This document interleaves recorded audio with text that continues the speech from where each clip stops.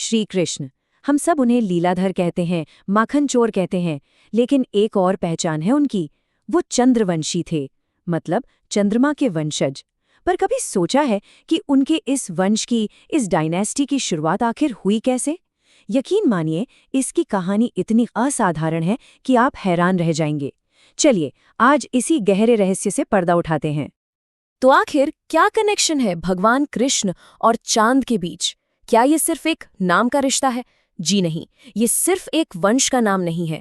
इसके पीछे एक बहुत ही गहरी, बहुत ही कॉम्प्लेक्स और हैरान कर देने वाली कहानी छुपी है। तो चलिए इस कहानी के समंदर में गोता लगाते हैं। ये कहानी प्रेम की है, एक श्राप की है, और ये कहानी जेंडर की उन सरहदों को लांघ जाने की है जिन्हें आज भी हम पूरी तरह से समझ नहीं पाए हैं। तो इस महान वंश की शुरुआत होती है स्वर्ग में, एक युद्ध और एक श्राप के साथ। इस कहानी के सेंटर में है 3 लोग, एक सेलेस्टियल ट्रायंगल। एक तरफ हैं देवताओं के गुरु बृहस्पति, अपने ज्ञान, अपने कर्तव्यों में इतने डूबे हुए कि उन्हें और कुछ नजर ही नहीं आता। दूसरी तरफ है उनकी पत्नी तारा, जो इसी वजह से खुद को बहुत अकेला, बहुत निग्लेक्टेड महसूस कर रही हैं। और फिर कहानी में एंट्री होती है चंद्रदेव की, द मून गॉड, जिनके हुस्न और चाम के चर्चे पूरे देवलोक में थे। तो होना क्या था? इसी अकेलेपन में तारा चंद्रदेव के उस मैग्नेटिक चाम की तरफ खींची चली गईं। दोनों में प्यार हुआ और तारा ने एक बड़ा फैसला लिया। उन्होंने बृहस्पति को छोड़ दिया और चंद्र के साथ रहने चली गईं। अब सोचिए, देवगुरु बृहस्पति के लिए ये कितना बड़ा झटका था। उन्होंने अपनी पत्नी को वापस मांगा, लेकिन चंद्र ने साफ मना कर दिया। और बस इसी एक ना ने देवलोक में एक ऐसे भयानक युद्ध की आग लगा दी जिसे इतिहास तारामय युद्ध के नाम से जानता है। आखिरकार ब्रह्मा जी को बीच बचाव करना पड़ा। तारा बृहस्पति के पास लौटने के लिए तैयार तो हो गई, लेकिन कहानी में एक ट्विस्ट था। वो चंद्र के बच्चे की मां बनने वाली थी। ये सच्चाई जानकर बृहस्पति का गुस्सा 7वें आसमान पर पहुंच गया और उन्होंने उस अजन्मे बच्चे को श्राप दे दिया।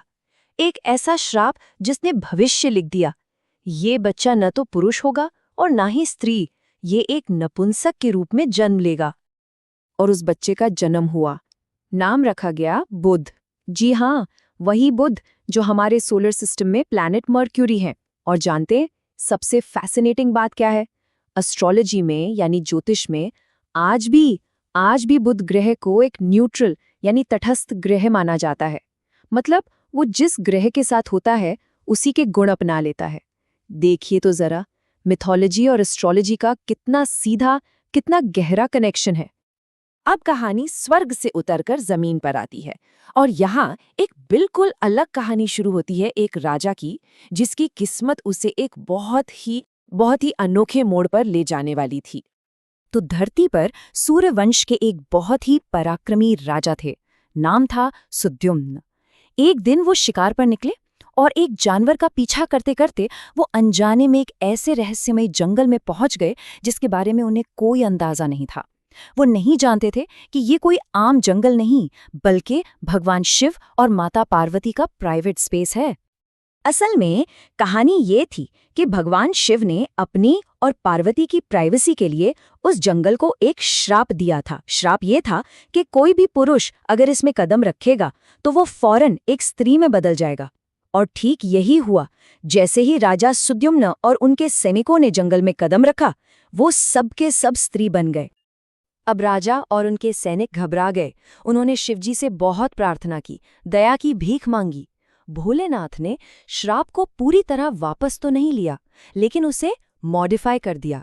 उन्होंने एक अनोखा वरदान दिया, तुम 1 महीने पुरुष रहोगे, राजा सुद्युम्न, और अगले ही महीने तुम एक स्त्री बन जाओगे जिसका नाम होगा ईला। जरा सोचिए, एक ही जिंदगी में पुरुष और स्त्री दोनों का जीवन जीने का अनुभव। और अब यहीं पे स्वर्ग की और पृथ्वी की ये दोनों बिल्कुल अलग अलग कहानियां आकर एक हो जाती हैं और यहीं से चंद्रवंश की वो अद्भुत कहानी शुरू होती है। अब किस्मत का खेल देखें। एक तरफ हैं बुध, जिनके लिए जेंडर की कोई परिभाषा ही नहीं है, और दूसरी तरफ हैं इला, जो 1 महीने पुरुष हैं और 1 महीने स्त्री। और जब राजा अपने स्त्री रूप में यानी इला बनकर उसी जंगल में घूम रहे थे, तब उनकी मुलाकात हुई बुध से। चांद के बेटे बुध और जेंडर फ्लूइड राजा इला, इन दोनों के इस एक्स्ट्रॉर्डिनरी यूनियन से एक बेटे का जन्म हुआ जिसका नाम रखा गया पुरूरवा। और यही पुरूरवा बने चंद्रवंश के पहले राजा, द फाउंडर। जी हाँ, ये वही वंश है जिसमें आगे चलकर पांडव हुए, कौरव हुए और फिर स्वयं भगवान श्री कृष्ण ने जन्म लिया। तो इस पूरी कहानी का, इस ओरिजिन स्टोरी का आखिर गहरा मतलब क्या है? क्या विरासत छोड़ी है इस वंश ने? इसका सबसे बड़ा टेकअवे ये है कि चंद्रवंश की जो नींव है, जो फाउंडेशन है, वो ही जेंडर फ्लूइडिटी और अनकन्वेंशनल हालात पर टिकी है। सोचिए, एक ऐसा इंसान जिसका कोई तय जेंडर नहीं, और एक ऐसा इंसान जो पुरुष भी है और स्त्री भी, उनके यूनियन से इस महान वंश की शुरुआत हुई। और ये बात इस वंश के नाम यानी चंद्रवंश से कितनी मिलती है ना? जैसे चांद कभी घटता है, कभी बढ़ता है, हमेशा बदलता रहता है, वो इमोशंस का, इंस्टेबिलिटी का सिंबल है। ठीक वैसी ही एक बेचैनी, एक अस्थिरता, एक कॉम्प्लेक्सिटी इस वंश के हर बड़े किरदार में हमें देखने को मिलती है। और शायद यही वजह है कि इस वंश के सबसे बड़े वंशज श्री कृष्ण ने भी समाज के बनाए हर नियम को, हर दायरे को चैलेंज किया। उन्होंने ही तो दुनिया को प्रेम का वो मतलब सिखाया जो हर बंधन, हर डेफिनेशन से आज़ाद था। और ये कहानी हमें एक बहुत बड़े सवाल के साथ छोड़ जाती है। क्या हमारी ये पौराणिक कथाएं जेंडर और आइडेंटिटी जैसे मुद्दों पर आज के समाज से भी कहीं ज्यादा प्रोग्रेसिव, कहीं ज्यादा खुली सोच वाली थीं? इस पर सोचिएगा जरूर।